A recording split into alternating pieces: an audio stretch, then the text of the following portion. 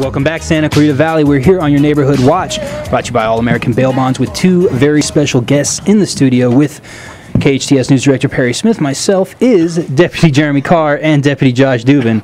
Got all the laughs going on because you're talking about yourself in the third person. Just letting people know. I got the top billing on this one, though. Yeah. Yeah, you did. Anyway. Yeah. You did get top billing, Jay Carr. Very special You might have guest. feelings about that later.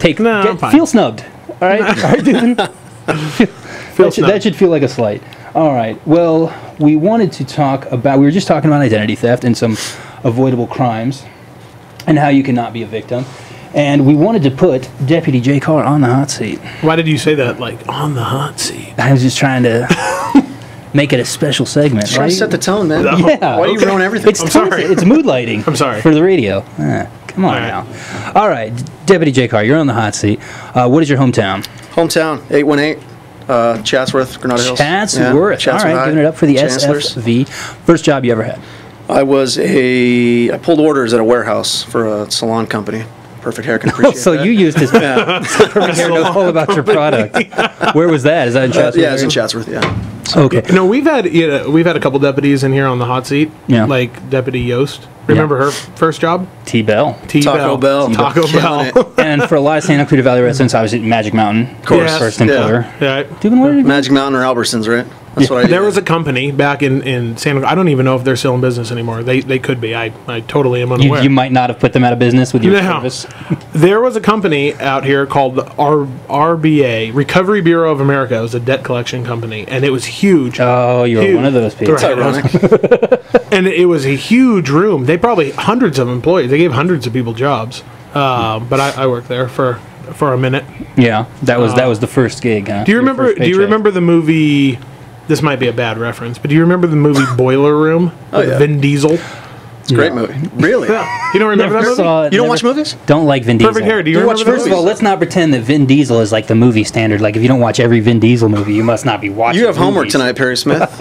Anyways, I'll put Boiler Room on the Netflix list. It was a not on boiler room Netflix. type of feel. It was like a big room full of people, a lot of different, calls, phones, people yelling in the phone. But I bet it wasn't that cool. Whatever was going on. I mean, it probably wasn't. not It what was wasn't going on Vin in Diesel RBA. cool, but Back to Jay Carr, who's on the hot Sorry. seat, not Deputy Josh Dubin. Let's talk more about Dubin. Deputy Carr, reason you became a deputy. I wanted to help people. Okay. All right. why are you giving me a look? So it's a good standard answer. It's a little vanilla, but it's all right. wanted It's to all right. help It's a good reason. people. Favorite meal while you're on the job? Anything my girlfriend makes me for lunch. No. You know about that. Oh, what a guy. Goodness. All right. Giving out a little shout out Just saying. to our loved ones. Oh my. Best part of the job aside from helping people? The partners. My partners. Okay. Do you go on patrol? Because occasionally, as a CPU deputy, you do patrols, right? Yeah, you know, it's a mix? Yeah, it's a mix, but it's a smaller mix now for patrol. We used to, work in a patrol capacity, but when we get time, we do. When we're doing our investigations, trying to help out whoever we're helping out at the time, we do. But we're not a patrol. So as a We're not zone patrol leader, deputies anymore. You know what I mean? We're not.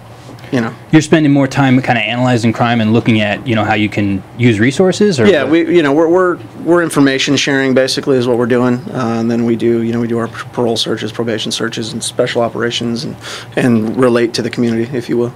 Okay. A lot of different community events. Yeah, we wear a lot of hats. Yeah. Favorite cop movie or TV show? I had to think about this for a while. I am a movie nut, but I think The Departed is probably my favorite. Was that a cop movie. Leonardo DiCaprio? That is. And Jack It's Leo. Nicholson? It is. It is. And Mark Wahlberg. Yeah, the cast is insane. That one I've seen. Yeah, they were. Oh, you've Yeah. seen But that not one? Boiler Room? Really? But Have you seen not Fast and Vin Furious? Diesel. If you didn't lead with it's a Vin Diesel movie, I might have. Well, it's not a Vin Diesel movie. No, it's not. He He's just in happens it. to be in it. Right. He's a And you're a film buff, and yet you chose Vin Diesel as your headliner. that was him. What's the number one preventable crime that you see? We kind of already talked about. Yeah, we talked about it already. It's the unlocked vehicles, open garage doors, leaving your property in plain view. Just just giving anybody an opportunity to say, hey, look, that looks easy. Yeah. Oh man. All right. Well, thank you, Deputy Jay Carr. Well, that was easy. He is successfully off the hot seat. Well, did I miss anyone, Dubin? You want to grill him? I mean, he's your. No. I told you I'm an open book. I mean, that's... We're here for an hour. I mean, that was pretty easy. We should take an early break so I can figure out some background searching on Jay Carr. I got to Google him. Yeah. Yeah. find out the hidden accounts and the secrets in the closet. No, I'm kidding. But talking about what else do you guys, you had mentioned you do some patrols. So do you have a partner that you patrol with regularly, or as a zone leader, do you patrol like alone when you're in the car? How does that work? You know, I'll go out with him. With Really? Dubin every once in a while. Dubin, He'll go out. the mean streets together. Every once in a while, we go. Right. We partner up from time to time. Sometimes if you're just running around, just kind of making, being a presence in the neighborhood. And that's in your zone. Usually, yeah. Usually in your zone, yeah. So what are, we got 1 minute, Irby? Perfect hair?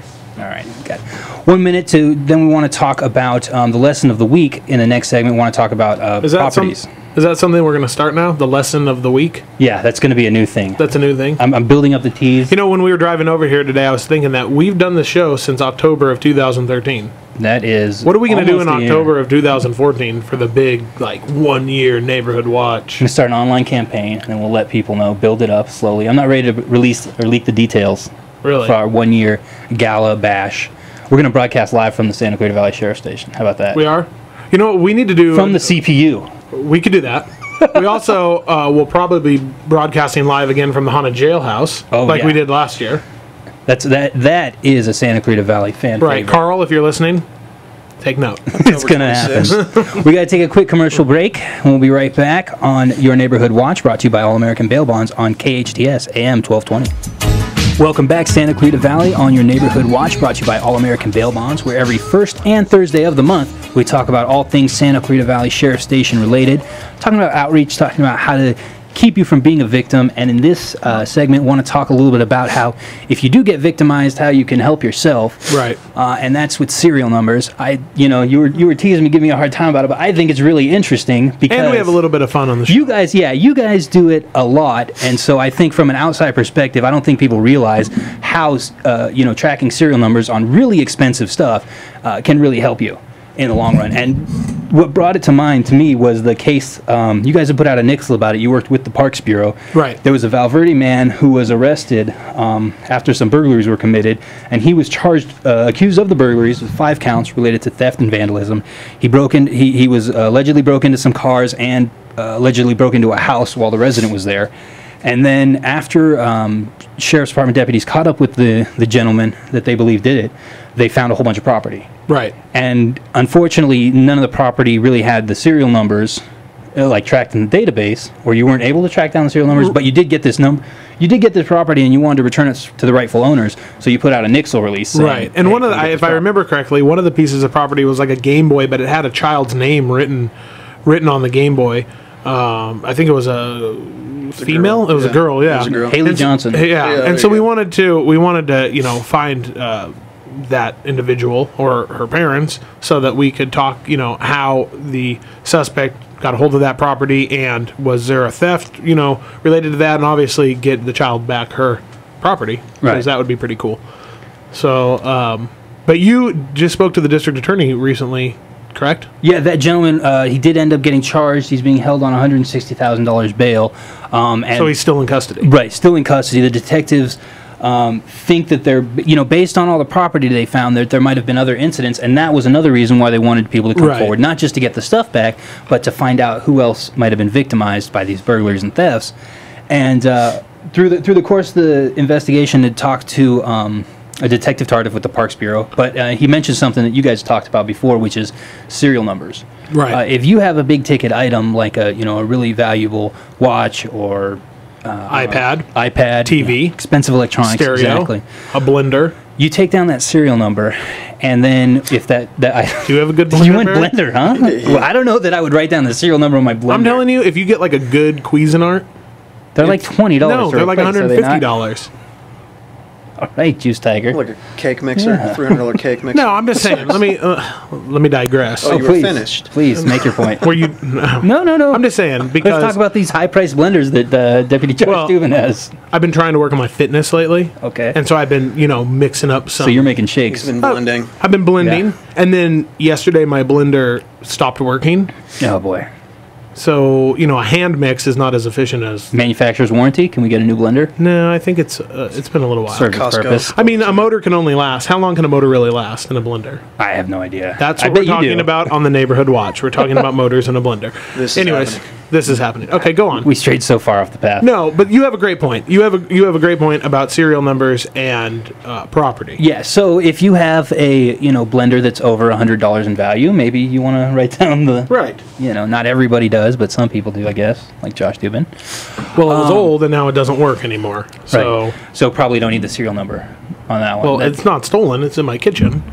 But point being, though, you write down the numbers before they get stolen, and then deputy takes a report, right, and you can give them the crime number, right, the serial number, and that will let them put it into a database. And if it does turn up, somebody else catches the person who stole your stuff. Absolutely. Then they have that serial number, right, they track it, and they get that stuff right back to you. And that's a national system. And that's what I didn't realize. Yeah, right. It goes back years and years. Right.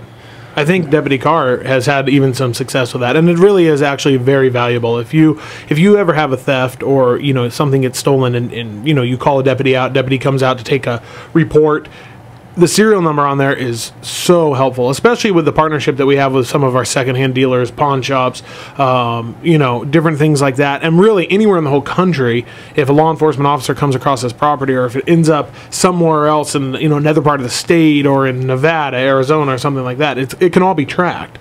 So. And Deputy Carr, what was you mentioned a success story about just being able to track property.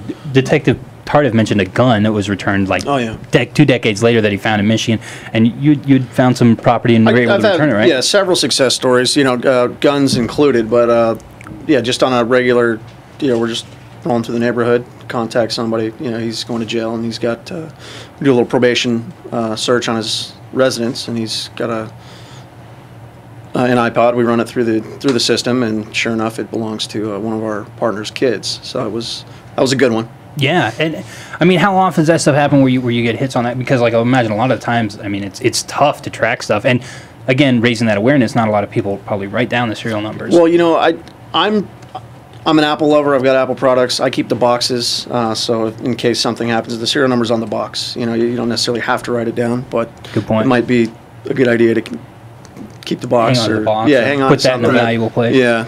And I can't tell you how many times that you'll be on a traffic stop and you'll be doing a probation or a parole search in somebody's residence, and you'll see property like that Haley Johnson Game Boy, and the person that has it is not named Haley Johnson or have any kids, or it just raises a suspicion, I guess. And you run it through the system, but if it's not registered in the system, you have to have some other things to end up confiscating that property and try and find it back to the proper owner, if in fact it is stolen, which again, it's just a suspicion. So you make a very good point.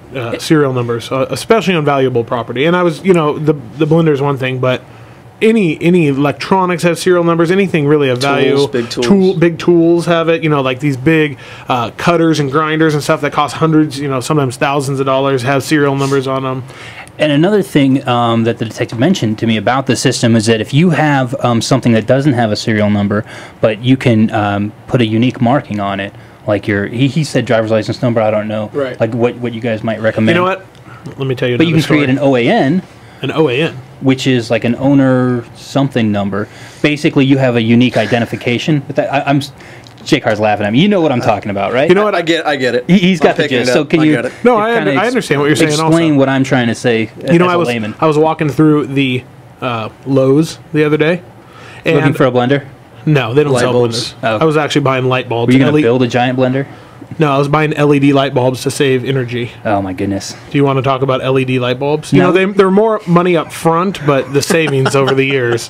Thank you. Okay. Thank you. Anyways, back to your story about. But I saw a product that was in there that I stopped and looked at it for a minute, and it was called something DNA, and it was an ink dot, or it was this device to put on the bottom of your valuable stuff that had a special number on it, that if the device got stolen and you were able to later, talk to law enforcement and go, hey, it has this dot with this number on the bottom of it, that's how you can clearly identify my stuff. So okay. It was interesting, I thought. So nice. Well, we'll talk a little bit more about that and some other crime prevention methods and some social media trends that we saw when we come back from commercial break on your hometown station, AM 1220 KHTS on the Neighborhood Watch, brought to you by All American Bail Bonds.